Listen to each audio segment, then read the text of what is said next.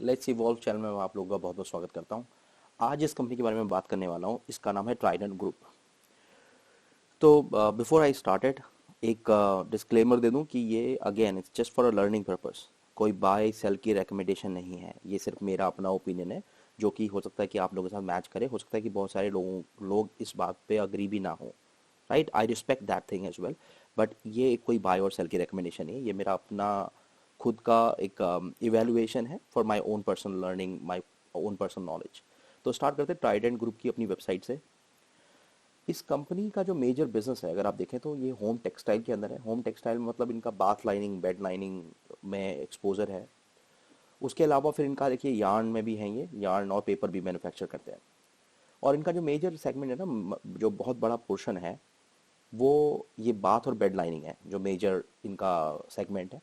और ये सेगमेंट अभी थोड़ा दबा हुआ चल रहा है। मतलब ये अगर अच्छा चल रहा होता, एकदम बूम पे चल रहा होता, तो शायद ये यहाँ पे नहीं होता। मतलब अगर आप स्टॉक का मैं इस बारे में बात करूँगा, पर अगर स्टॉक का प्राइस देखेंगे आप तो वो बताता है कि मतलब ये जो इनका मेजर चंक है, मतलब it's I think it covers more than 50%।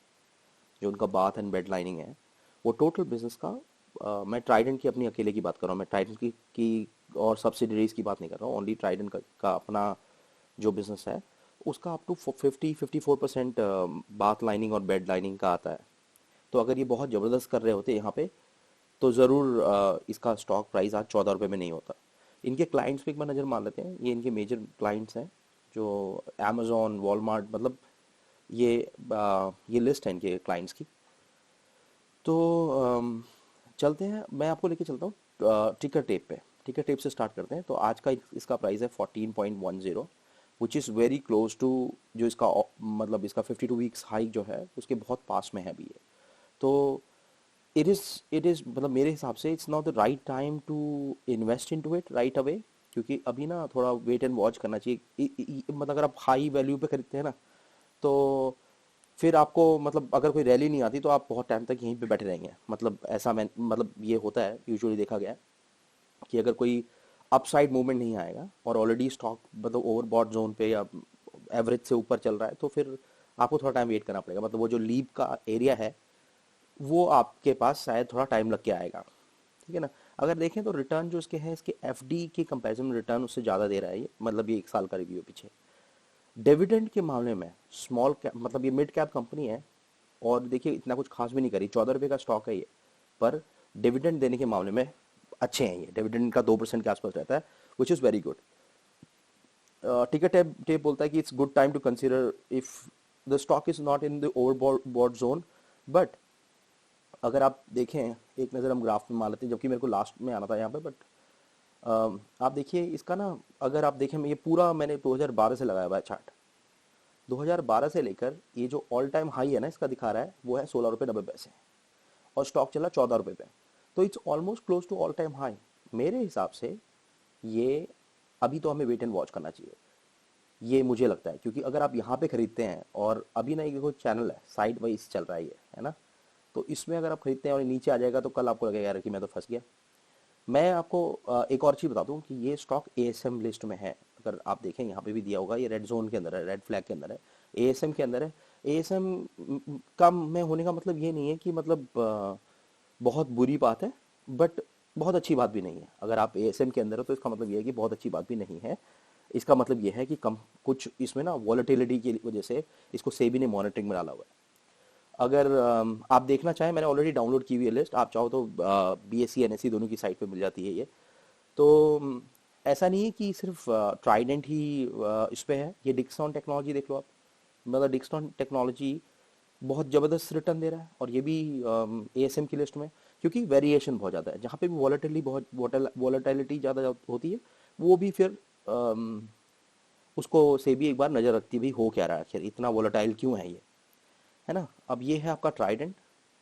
और ट्राइडेंट के अलावा जो एक इंटरेस्टिंग चीज़ है एलटीआई, मतलब लार्सन एंड टूब्रो इंफोटेक। बहुत ज़बरदस्त, बहुत ही प्रीमियर नाम है, जो कि ये भी एएसएम की लिस्ट में। मैं इससे ये बोलना चाह रहा हूँ, टाटा मोटर्स एएसएम की लिस्ट में, विकास मल्टीकॉर्प हम पहले भी इसके बारे में बात कर चुके हैं। तो मैं देख रहा हूँ पीछे 2-4 दिन से विकास मल्टीकॉर्प का ग्राफ बहुत नीचे जाता जा रहा है। राइट। और हमने ये पहले भी प्रिडिक्ट किया था कि ऐसा होगा, हमें लग रहा था कि ऐसा होगा। रीज़न बीइंग प्रोमोटर अपना स्टेक जो है बेचता जा रहा है, अभी 25% पे प्रोमोटर बैठा हुआ है। तो चलिए आज इसके बारे में फिर कभी और इत्मीनान से दोबारा एक और वीडियो बनाएंगे, फिर बात करेंगे इस बारे में। तो इससे मैं बताना चाह रहा हूँ कि भाई अगर कोई स्टॉक एएसएम की लिस्ट में है तो इतनी बुरी बात भी नहीं है, राइट। एएसएम के अंदर होने का मतलब है कि यहाँ पे वॉलेटिलिटी बहुत ज़्यादा है, मतलब एवरेज से ज़्यादा है। अब बात करते हैं, अगर आप देखें तो मैं ये बोला था कि मेरे हिसाब से जो ना ये इसको ले आता हूँ मैं जरा छोटे छोटे उस पर ले आता हूँ टाइम पीरियड पे। मुझे लगता है कि 12 रुपए के आसपास जो है ना वो बेस्ट टाइम है इसको खरीदने के लिए। 12 रुपए 60 पैसे के आसपास, 12 रुपए 25 पैसे के आसपास, ये एक बढ़िया टाइम रहेगा इसको खरीदने के लिए। उसके आसपास अगर आपको मिलता है तो मेरे को लगता है कि अगर आपको समझ में आता है, अगर आपकी एनालिसिस बोलती है कि ठीक है, तो आप इसको कंसिडर कर सकते हैं इस प्राइस के आसपास। और अच्छी बात क्या है इसके बारे में अगर हम देखें तो इसके अंदर सबसे अच्छी बात यह है कि प्रमोटर ने अपनी होल्डिंग बढ़ाई है। अगर आप देखें प्रोज के अंदर, कंपनी हैज़ रिड्यूस डेट, ठीक है, इनका डेट बढ़ा है, घटा है, my bad, and company has maintain high healthy revenue, जो मैं पहले बता रहा हूँ कि रेवेन्यू तो ये अच्छा देते ही हैं, पर प्रमोटर ने अपनी होल्डिंग बढ़ाई है, ये भी एक चीज़ है।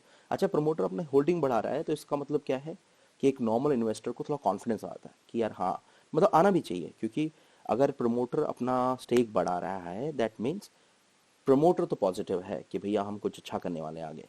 और बाकी आप और मेरे जैसे बंदे को कॉन्फिडेंस आए ना आए, but promoter is very sanguine कि हम जो कर रहे हैं वो ठीक कर रहे हैं, और प्रमोटर इसीलिए वो अपनी हिस्सेदारी को बढ़ा रहा है। ये एक प्लस पॉइंट लगता है मुझे। उसके बाद अगर आप देखें तो प्रॉफिट एंड लॉस के बारे में अगर देखें हम, तो नेट प्रॉफिट इनका देखिए, आप अगर पीछे देखें तो ये है आपका March 16, है ना। नेट प्रॉफिट की बात करते हैं सीधे सीधे 242। आप देखो ये बढ़ रहा है, मतलब देखिए 242 से 337, फिर थोड़ा सा डिप आया, पर देन अगेन 372, 340, और ये 268। मुझे लगता है कि अगर ये जो कोविड वाली सिचुएशन नहीं होती तो शायद हमें ये वैल्यू, ये नंबर कुछ और बड़ा दिखता। ऐसा मेरा मानना है कि ये शायद वैल्यू थोड़ी और ज़्यादा होती। उसके बाद देखिए इनके कैश फ्लो भी अगर आप देखें तो कैश फ्लो का भी हाल इनका थोड़ा नेगेटिव में चल रहे थे पीछे, बट फ्रॉम 17 आप देखो ये 23 है, फिर 20 -38, ये भी एक रीज़न है, इसीलिए इसीलिए स्टॉक दबा हुआ है, मतलब दिस इज अंडरस्टूड। अगर सब कुछ अच्छा होता तो स्टॉक 14 रुपये में नहीं होता, इट्स अंडरस्टूड। बट आप यहाँ देखिए ये 309 पे आ गए हैं। फिर ये इनका नेट कैश फ्लो है, अवेलेबल कैश, मतलब ये लिक्विडिटी कंपनी के पास है 309, which is a good number. अगर आप पीछे से देखें, कंपेयर करें तो अच्छा नंबर है ये। ठीक है, शेयर होल्डिंग पैटर्न के बारे में ऑलरेडी बता चुका हूँ कि भाई मार्च 2020 तक ये 71% पे थे। जून में ये 71.07, मतलब 0.1%, 0.1% यहाँ भी बढ़ाया इन्होंने। देन यहाँ पे भी इन्होंने थोड़ा सा स्टेक बढ़ाया है ना। और यहाँ पे आप देखिए 71.83 से 84 से 73 पे चले गए, तो स्टेक इन्होंने धीरे धीरे बढ़ाया है। उसके बाद स्टेक बढ़ाने के बाद ये है कि अभी क्रिसिल ने भी इनकी रेटिंग जो है अभी A+ कर दी है। तो क्रिसिल ने भी अपनी रेटिंग रिवाइज करी है और ट्राइडन को जो रेटिंग दी है वो A+ की रेटिंग दे दी है। तो ये भी बताता है कि भाई हाँ, कुछ पॉजिटिव हो रहा है स्टॉक के अंदर, कुछ पॉजिटिव चल रहा है इसके अंदर। ठीक है, जैसे मैंने बोला कि साइडवेज ट्रेंड में है। अगर आप यहाँ से देखें तो ये साइडवेज सा ट्रेंड है ना, एक चैनल सा ट्रेंड है। अगर ये चैनल को ब्रेक करता है, ऊपर जाता है, तो फिर ये हो सकता है कि आपको अपने ऑल टाइम हाई से भी आगे निकलता हुआ दिखे।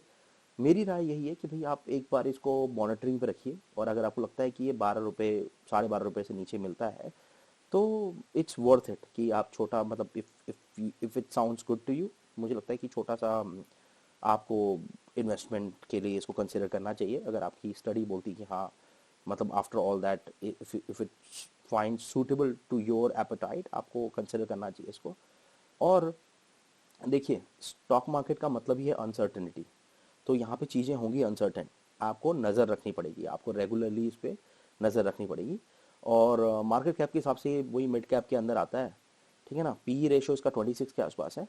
और मैं दिखाना चाह रहा था कि डिविडेंड, मैं ये दिखाना चाह रहा था आप लोगों को कि भाई डिविडेंड यील्ड इसका इतने छोटे स्टॉक के बाद भी 2.5% का डिविडेंड यील्ड है। वो जो मैं समझता हूँ कि यार एक मिड कैप कंपनी के लिए, और जो जो अभी मतलब इतना ज़बरदस्त भी नहीं कर रही, फिर भी काफ़ी अच्छा है। तो ये एक मेरी राय थी, एक जनरल ओपिनियन था। जो कि मेरा अपना पर्सनल एक्सपीरियंस है। अगर आप लोग इसको अपनी मॉनिटरिंग में डालिए, अगर आपको समझ में आता है तो considering this fact that this stock is in ASM, अगर आपको समझ में आता है तो यू कैन आप कंसिडर कर सकते हैं उस पर अपना